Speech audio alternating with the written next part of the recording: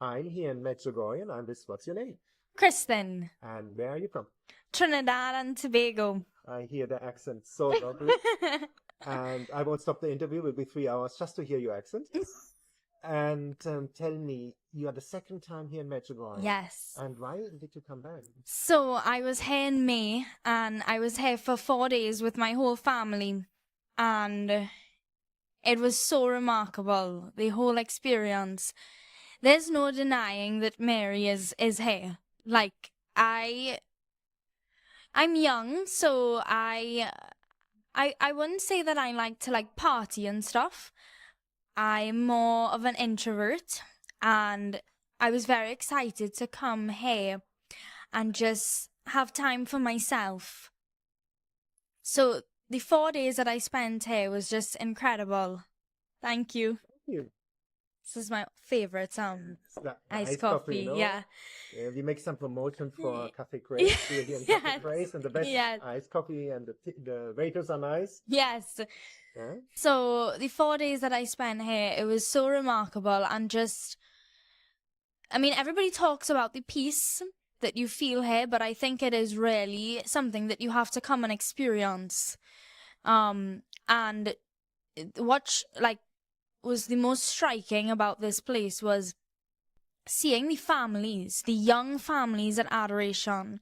And I'm a preschool teacher, so seeing the little toddlers being able to be children during Adoration and during Mass, and seeing how dedicated they are already from 2 years old was just mind-blowing. So I felt as if I didn't have enough time. 4 days was just not enough. And I said to myself, okay, I have to come back at some point. And now it's a miracle that I was able to come back so soon, less than a year, because as a preschool teacher, you don't make any money. You know, you have to really love what you do, and I think it's a calling. So financially, I was thinking, I'm not sure how I'm going to get there. I also don't want to travel by myself. This is my first time traveling solo, as in without my parents and my sister. So I was a little bit nervous. Anyway, we fast forward, and I am talking to my mum about, Mum, I really, really feel like Mary's calling me back. I don't know why she's calling me back. I don't know what for, but I just really, in my heart, I really want to go back. So this day we were talking all about it. We went to Mass, and then my dad walks in the house and he goes, Living Waters Community is going to Medjugorje in September again with a whole flyer. So my mum and I looked at each other, because there's no way my dad would have heard us speaking about this. You know, we were speaking over lunch together. And so we were like, oh my gosh, that's, you know, a calling definitely from Mary. And then we had a Thanksgiving Mass on the following Saturday. And I said, okay, Mary, just give me one piece of confirmation that you really are calling me to sign on to this pilgrimage, because I'm very nervous to go on my own, very. And that Saturday, well, let me backtrack a little bit. That week, I kept hearing something in me saying, drop everything and follow me, as in Jesus. Drop everything and follow me. And Saturday comes along, and in Mass, Father Mike, the first thing that he says in his homily, drop everything and follow Jesus. And I got goosebumps, and my mom looked at me and she was like, this is, you have to go now, right? So I signed on, and now comes the part of finances. How is that going to happen? So I worked, and then I thought to myself, okay, I'll do a summer camp. And now luckily I have the most incredible, loving parents. And I got 4 kids to start the camp off with, and I prayed to Mary. I said, I need more, because I really don't know. I don't know how else I'm going to make it. She sent 4 more children, so it was 8 children. I got offered to do another camp, and then on top of that too, I got offered to go and work with other children. And so by the end of summer, and by the end of endless hours and endless preparation of work, I came up with the exact number to come back here.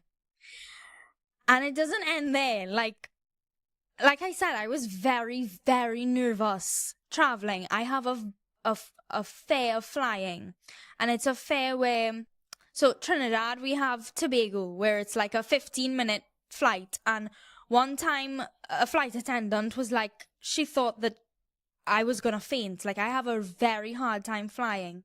So I prayed a lot, and I said, please, I had family members praying for me too, because I'd booked everything, and I said, please let this be a very peaceful experience. I am very nervous. It's my first time traveling alone as well. I usually don't sleep the night before a flight. The night before, I had the most peaceful sleep. I woke up, and even in the airport, I was so at peace. I could not believe how calm I was. And then on the plane, sometimes when you're coming into London, it can be there's quite a lot of turbulence. There was no turbulence. It was honestly a miracle that was my experience traveling. And then the flight from London, we had to get a flight to Bosnia, and I was really nervous about that, because that flight can be quite have a lot of turbulence. Again, smooth. So that in itself has just been amazing, really and truly. Wow, and now you are here the second time? Yeah. And if you compare what happened the first time when you came in May? Yeah. So the first time, I felt as if I came with a lot of questions, and Mary gave me a very powerful message that was, it is not your job to convert hearts. It is mine. Your job is to lead by example. And that answered every single question. I came with a list, but that answered every single question of mine. And since that trip, I would say, well, it was like 4 months ago, as soon as I got home, everything changed, A lot of people weren't in my life anymore, and I still love them, but Mary really has put me in such a beautiful position now. And so now this experience, I didn't come with questions, but I more came for like healing, from just people that I've lost, and just feeling that I just want to be more independent and grow in my faith. And this experience has been very touching as well. Mary has sent a lot of people for me to pray for, and I eventually asked her like what specifically to pray for, and I had one amazing miracle happen where I went to, where they light the candles? Yeah, the Christ with the candles? Yes, and it's €1 for a candle, and I have like €20. I said, I don't want to put €20. So I said, Mary, if somehow there is €1 in my wallet for this person, if you really want me to light a candle and pray for this person, please, if it's really from you. I put my hand in my pocket, pulled out a coin, and exactly €1. So I said, okay, that's a sign. So I went and I prayed adoration. I mean, I haven't stopped crying, but not tears of sadness or joy, just peace. I just have not stopped crying, It's called the grace of tears. No, it's liberating. It's free. Yeah, definitely. That's the second time now. Right? Yeah. And I had a funny experience after adoration the other night. I went into a store, and the lady was she looked at me and she was like, "Are you okay?" Because I forgot that I had makeup on, and I black mascara running down, and she's like, "You sad?" And I was like, no, I just came from adoration." And she nodded because she realized it's just so common here. So she said, "Come, wipe your face. And she gave me wipes. And even I think it's the veneration of the cross. There was a young lady sitting next to me, and we were both crying. And she looked at me and she gave me tissues. And it's the kindness of the people here. I noticed in May, but this time, it's nothing like I've ever experienced. Everybody is so attentive to one another. And I really do feel that's Our Lady's work here, you know? It is because people, it's about the heart, no? The Yes, soul. yeah. Change Yeah. our trajectory of life. Yeah. Get connected to God. Yeah. And you pray the rosary. Yes. Yeah, I So definitely. convinced? Huh? Why are you so convinced? Oh, because I think that I pray Mary Undoer of Knots. In May when I came back to Trinidad, I started that novena. And that undid so many things that I didn't even know had to be undone. That is the most powerful novena. And that was my first novena, so I know I have so many others, but I prayed that before this trip too, you know? And the rosary has just been it's like a safety blanket, you know? You know, our mother really looks out for us, and even like Apparition Hill, that's one of my favorite spots because you really do feel her presence. And I was uncontrollably crying because this time I didn't feel healing. Instead, I felt so much love to the point where I thought, oh my goodness, like I might pass out. Like I didn't realize that somebody could feel this amount of love, and said far less for when we get to heaven. How are we gonna like cope, because it's so much love she has for us. So As she says, you will cry. yeah, Yes. tears. Oh. Yeah. Because you are so loved. If you knew how much I love you, And you. you know? And God Yeah. knows, she's a representative of God. Yeah.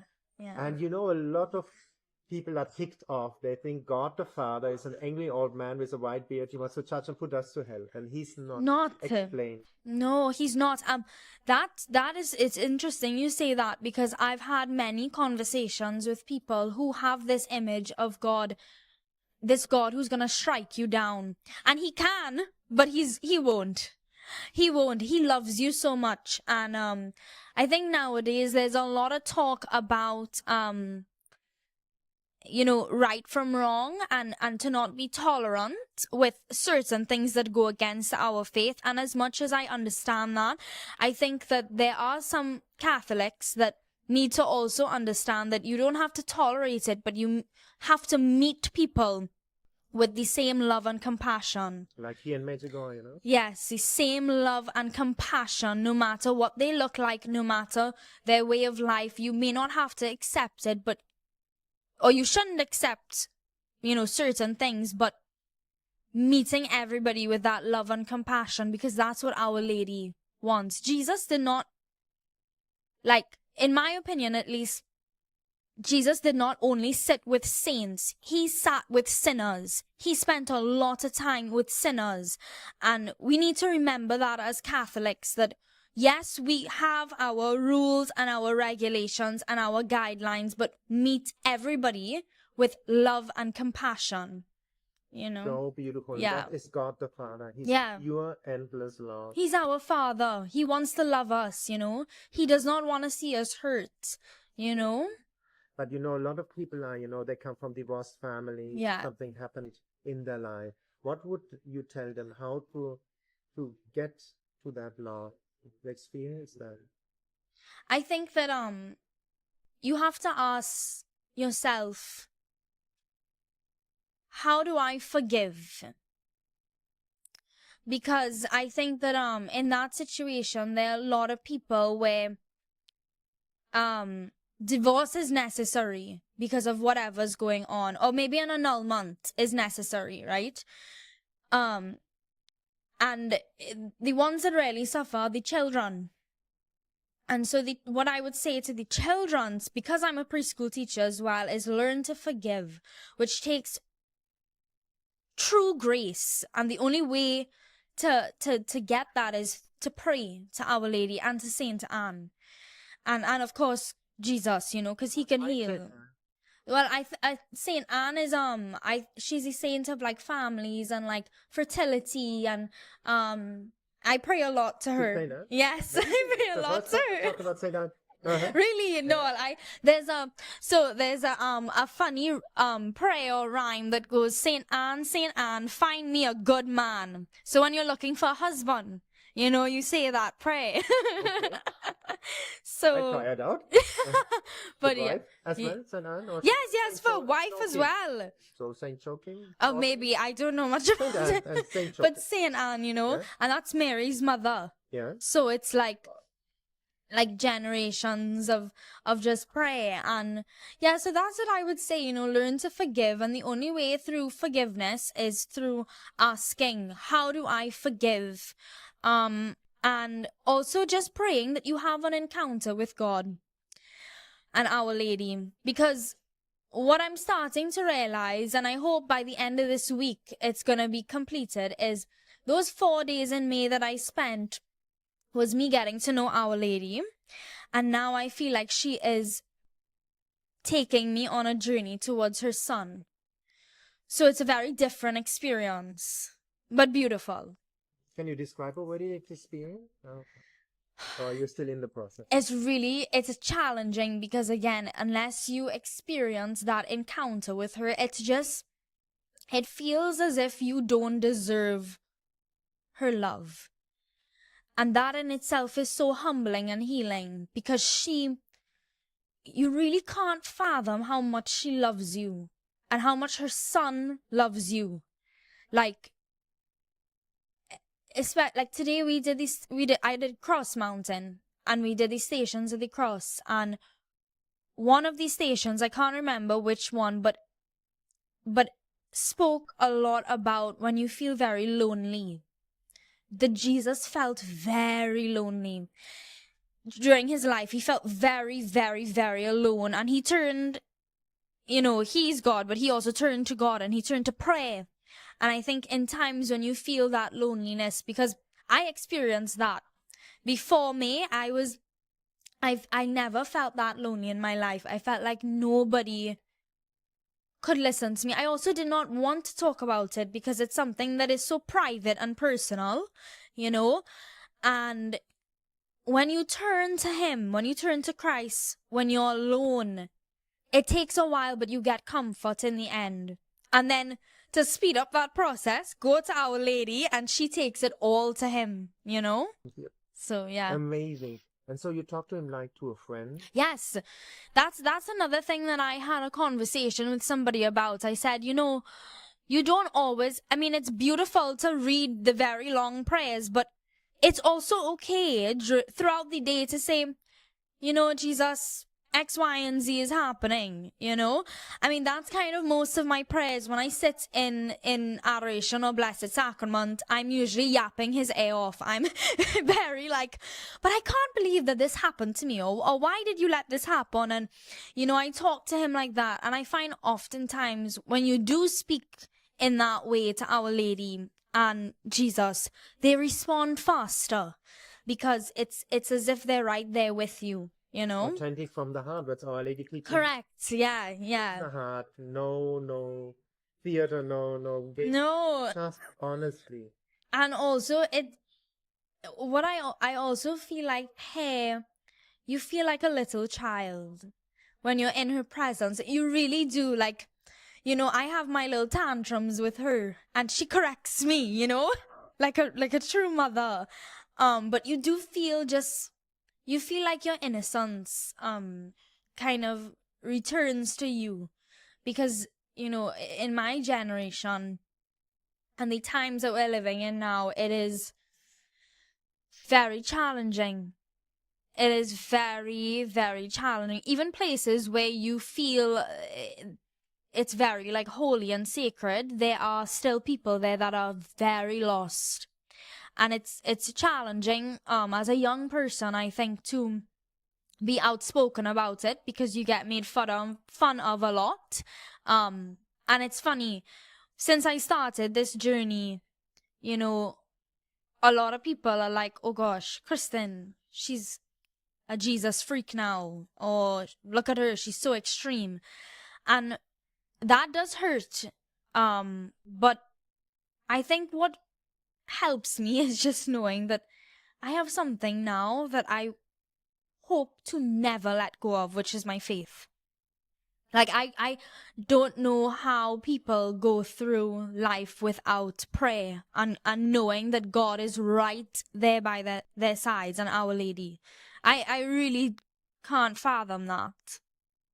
What happened to you that you are so involved in the Catholic faith? There must have been A something. formation. I think that, like, my parents, I was born and raised Catholic, and my parents, they are very, they let me go out on my own and make my own decisions because they have faith in God that I will return even if I get lost. And that in itself is powerful. So, when you have, I think when you have parents who allow you to do that and also just bring you up, how do I say this? Like, my parents never told me, your God is going to punish you. That was never, the first time I honestly heard about that was just from, like, being around other Catholics that were brought up in that way, you know, and that is fine in itself. Everybody has their own way of thinking, but for me, I was brought up with looking at Jesus as a friend, you That's know? how he is. That's the truth. Yeah, and a father and somebody who wants to love you unconditionally. So I think being brought up like that helped, and then I think what honestly made me want to go to mass and see it in more of a this is good for me and not just, oh gosh, mass To go. yes, is me coming here in May. That changed, like, it changed my whole perspective on my faith. Why did it change? Can you describe why you go to mass now? I always used to go to mass, but why I would say I'm more involved, you know. From the heart. Yes, from the heart. I would say because I got to experience Our Lady's love. You know, I got to experience her just tenderness, but also The firmness. She's firm also. No? very, you know, she corrects you. But what is nice too is I think because I teach little ones and I love them so much, I kind of see Our Lady treats me that same way.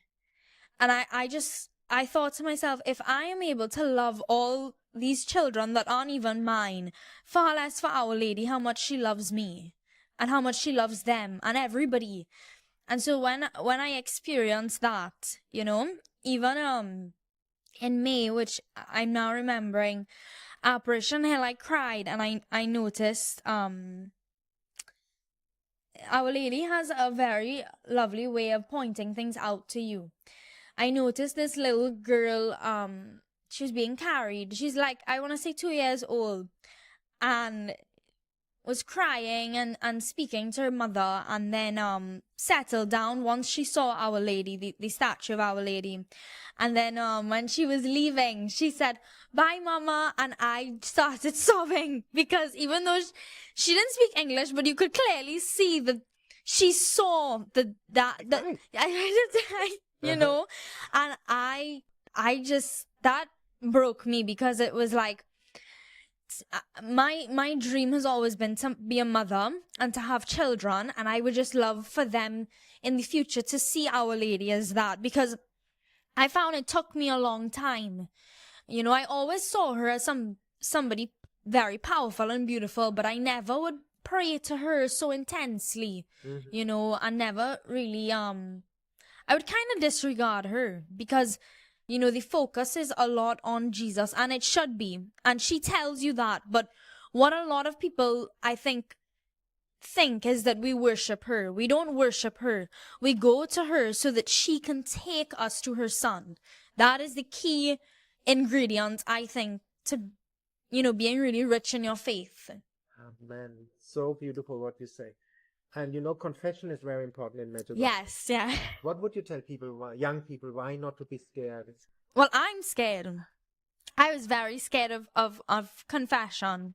And here, a funny story is, I was leaving a restaurant and I said, this is another little, I find Our Lady and Jesus, they have a sense of humor, So I said, if you really want me to go confession, just, if the line is too long, I'm not going, I'm going tomorrow. As I turn the church corner, it's only 2 people in the English speaking line. Only 2 people. So I said, okay, I laughed so hard because it was like, I'm going. But I think the key thing about confession is finding the right priest.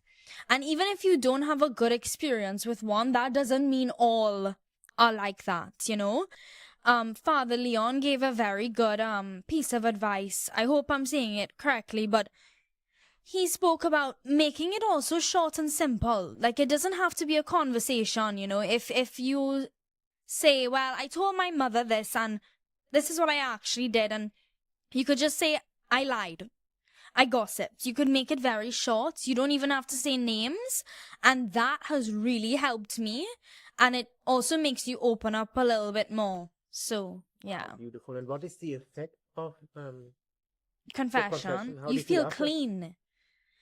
You feel like you've not only taken like a deep everything shower, but you just feel clean. You feel like your conscience is also clear. And also it makes more room for you to receive Jesus, whether that's in the Eucharist or just spiritually. It creates that space, mentally as well. So I'm going back to confession today for sure. I want to go before I leave as well. And Medjugorje is the place of confession, So. And our faith states when we went to confession, we are in a state of grace, we can receive the Eucharist. It seems a lot of people don't understand what is the Eucharist. Can you explain? I can try, but it's the body of Christ. It really is. It's not just this bread.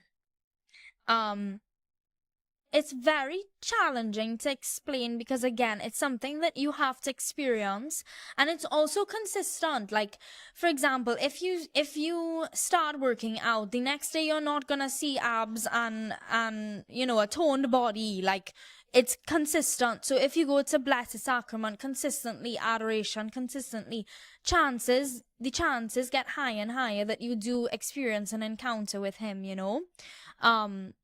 And so that has been very, very powerful. And, even here, the adoration is just, I just can't believe it. In May, I was shocked. And even here, the amount of people that show up for Jesus is so incredible. And I think that that's why it also makes it so hard to leave here. Because even when you are on the bus on the way out, you feel Our Lady pulling you. I mean, at least I do. You feel her pulling you back into the center of the church, And of course, they're all over. Then Mary is all over in every country, and Jesus is everywhere as well. But there's just something very special about her, Wow, unbelievable what you're saying. And you made the experience. Look, you make me cry. What are you doing? Take some coffee. Cool down. No, I cried a lot. I've seen it. Me too, it changed my life. Yeah. This place changed my life. That's why I'm doing this now, Mm-hmm. And yeah. And what would you tell people? Did you make the experience when you live, thy will be done with the intention to want to live in the divine will, that you're more in peace and more in joy? Did you ever make that experience? As in surrendering? Yeah, to surrender, exactly. So again, it's very funny that you say that because the week before and this week I kept saying thy will be done. Because it's very hard for us to surrender. We like to be in control of our life. But I'm telling you, when you are in control of your life, that is when mass chaos happens.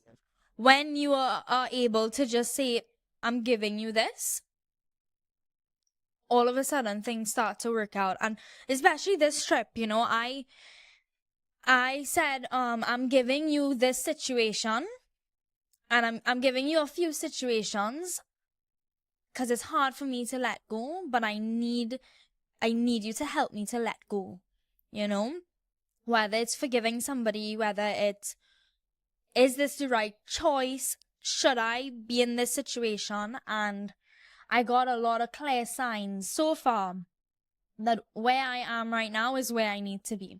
You know, I still have so many questions, but I'm also praying for the grace to not To be patient. yes, to be patient. now. Because I'm not good with patience. I'm very I want things my way and I want it now, you know. Me too. So yeah.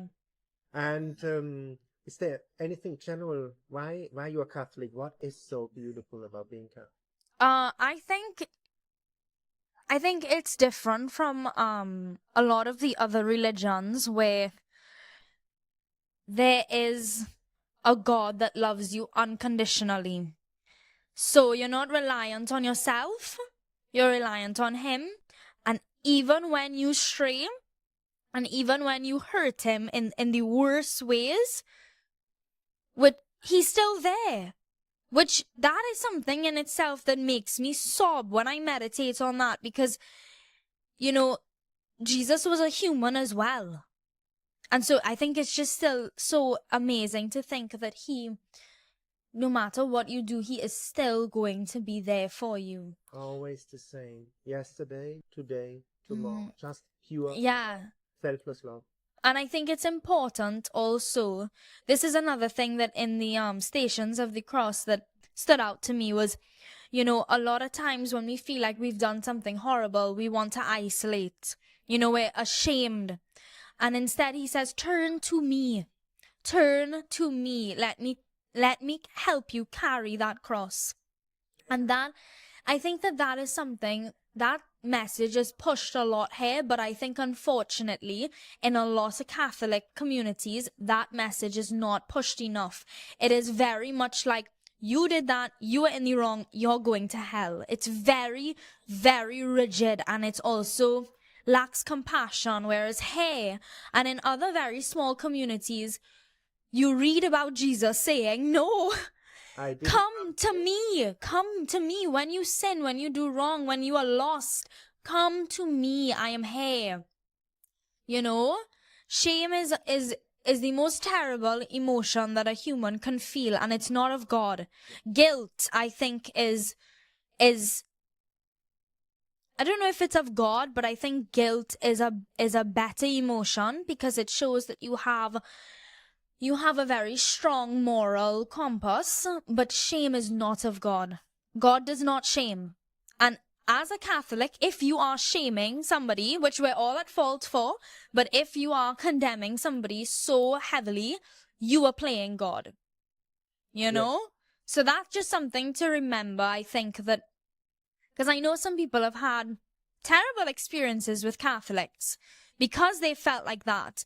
But our God, Jesus Christ, He will never condemn you. He will never look at you and say, don't come to me because you are this and that, you know? This and that. Yeah. But it is important to go to Him. If you don't go to Him, you know, He's kind of like, it's like 1 foot in and 1 foot out the door with your faith. So it's important to go to Him, you know? Absolutely. Yeah. Wow, amazing what you're saying. And did you receive a lot of formation? Did you go to catechism classes? How do you have all this knowledge?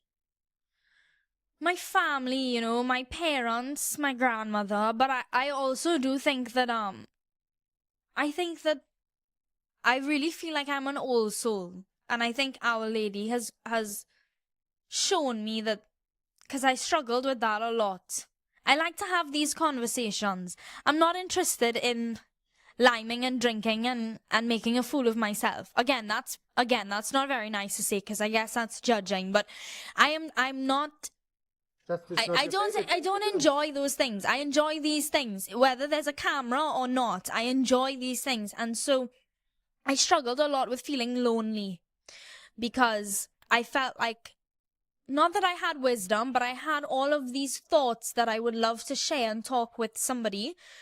And Our Lady, you know, she's amazing. So she would send me a lot of the church grannies and a lot of older people, you know, and those become my best friends, you know. Huh? Instead of, you know, going out on a night, I'll say, hi auntie, would you like to go for a coffee? And you know, so I would say it has a lot to do with, it's a combination of just being blessed with Our Lady pouring out her knowledge to me, and then my parents. Did your parents tell you anything and advice, life advice? Yeah, also my granny. Yeah. My granny, she's a heavy prayer. I think that she has God on speed dial, because whenever she starts to pray, the prayers are answered like immediately, you know? Uh-huh. I think grannies have that special gift though. So, yeah, no, I don't know, my parents, it's not that they didn't give me advice, but it was more just like they led by example, you know? I saw what's very powerful for me is I have a very strong father, and a lot of men, they don't have faith nowadays. Yeah. They don't. But growing up seeing him, you know, it's I now I'm older, and I don't take it for granted, because I realize a lot of the people that I know don't have fathers so invested in their faith. And then my mother, you know, she really has taken up the role of wife, in the sense that, you know, I always say that men take a little while to spiritually mature, and the woman's job is to spiritually mature them, right? And the man's job is to support them financially, and also just, you know, protect them. That's what they should do. And so I really saw my mother be patient with my father as well, and also push him in his faith. And I think from seeing that, I don't even think I ever told them this, but I think just from seeing their relationship, that has played a major role in my faith, you know? What did you see? Just how they would speak to one another, and they're also, I don't know any other couple that pray together, which is very sad nowadays, but they sit and they pray together. And well, I would say the one piece of advice that my mother did tell me is, when you're looking for a partner, find somebody who will pray with you. And I never really understood that. I never really took it on, but now I understand, because I want my children to not just see their father come on a Sunday to mass and kind of grumble and want to go home. I see my father is active in it, and I want my husband to be very active in his faith as well. I think that is very, I think that the father is the rock of the house, and the mother is the heart of the house. And without the rock, the heart can't stand. And without the heart, the rock can't stand on its own, you know? So they've managed that beautifully. Wow, so beautiful. And at the end, what would you say people might come to Medjugorje? Come and experience Our Lady, but also where I always say this is where like heaven meets earth. Like it is so like, even the sky here, like the sky is her blue, like her blue.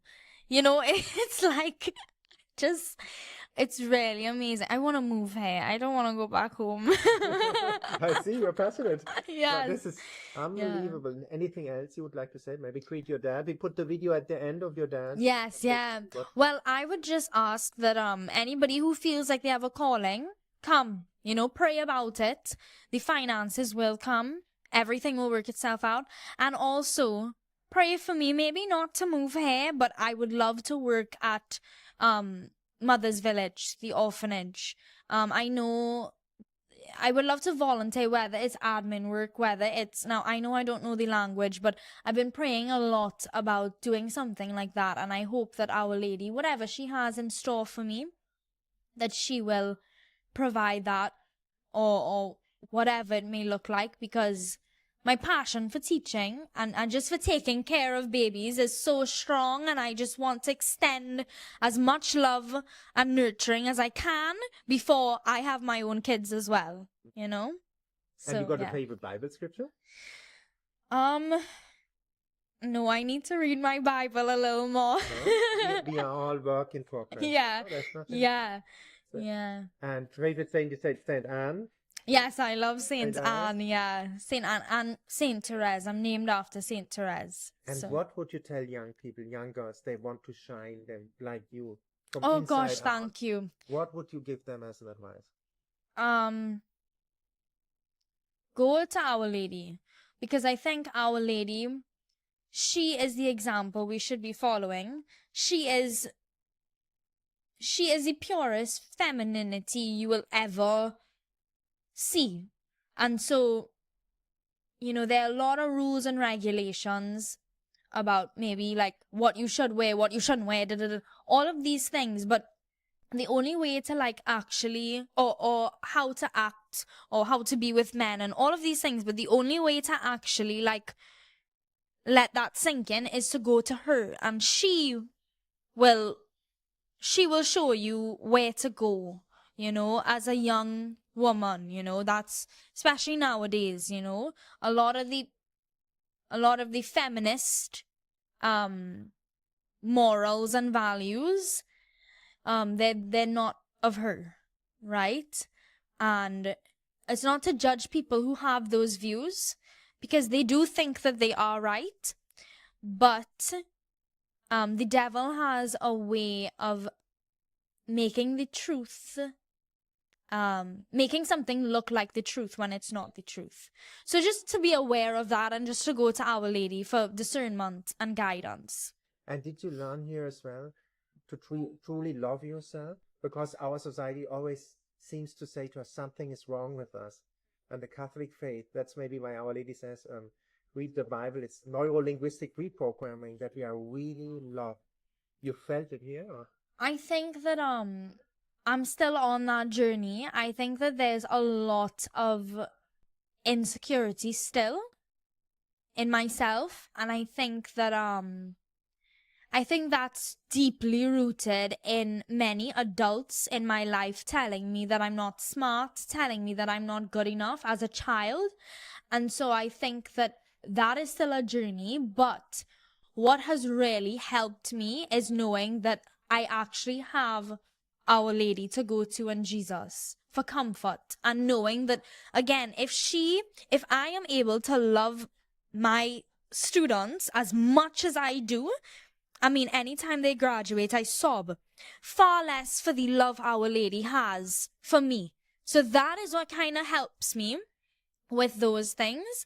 But I think that, you know, for us to truly love and accept ourselves, it takes a lot of time, a lot of dedication, and it's not to do it alone.